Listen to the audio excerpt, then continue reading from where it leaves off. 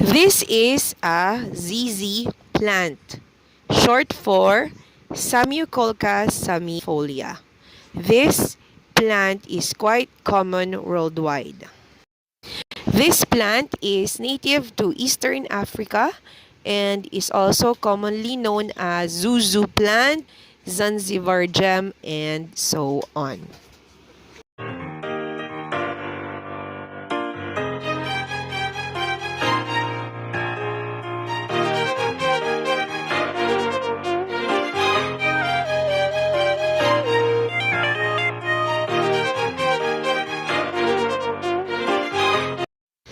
Hi there, welcome and welcome back to our channel. My name is Mommy G. ZZ plant belong to the same family as caladiums, which is the Araceae family. When it flowers, the flowers is similar to that of the flower of a caladium. This is a caladium flower. It takes about 5 to 6 years for a ZZ plant to bloom, and blooms are usually rare. These are the flowers of a relatively old ZZ plant. This plant is considered a lucky plant and is usually placed near the door or gate of a house so as to bring luck. There are multiple ways to multiply or propagate this plant. This includes by leaves, by cuttings, and by plant division. Let's closely inspect the parts of this plant. This plant has rhizomatous roots. These potato-looking roots or rhizomes are able to hold moisture, allowing the plant to survive the drought season. As such, it is highly recommended to water the plants only when the soil is dry. It has stems where the leaves grow out of. Let me show you how to propagate this plant by leaves, by cutting, and also by plant division. When propagating by leaf, it is best to get a big and mature leaf like this one. Just carefully get the leaf off the stem of the plant. In our case, we'll take 2 leaves. Then we will prepare our stem cutting. Just cut the top part of the plant. Then we will remove the bottom leaves. Finally, by plant division, get a plant and divide the plant in such a way that each part will have the roots, the stem, and of course the leaves. This is what the inside of a rhizomatous root look like. This part of the plant stores moisture. It is recommended to use a fast-draining soil mix like this one. Then we'll plant our parts. This is a complete plant part. Just put it at the bottom of the pot and add soil on top. These are our propagations through plant division. Let me show you the ones through cuttings and leaves. For the cuttings, I'm using a soil mix of garden soil, and I'm just gonna slowly submerge the bottom part of the leaf to leaves, and I will do the same for our cutting.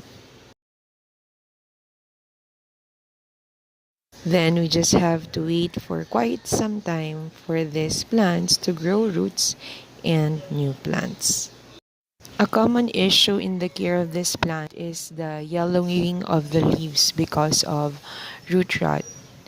And what I did for this plant is to submerge it in water. I did this because I want the plant to develop new roots.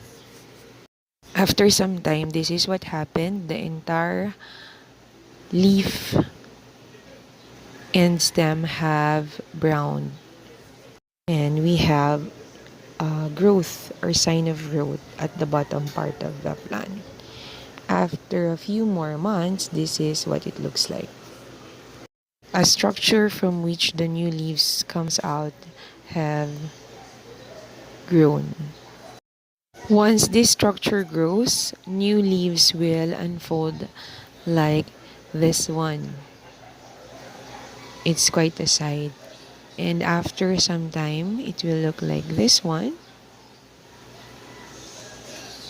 And eventually, the leaves will grow like this.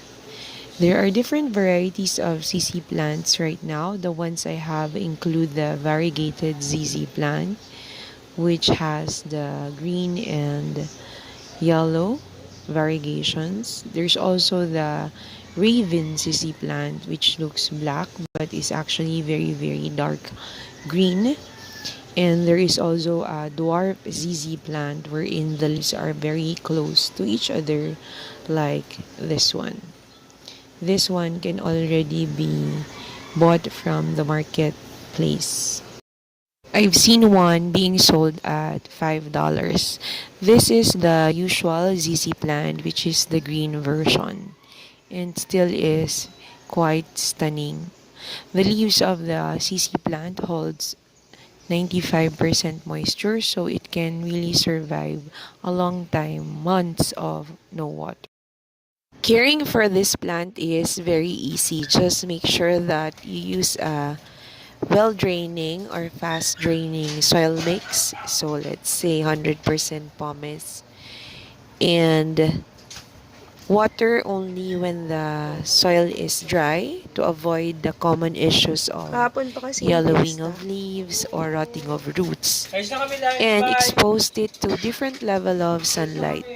This plant can survive in direct sun, so you can place it outside your house.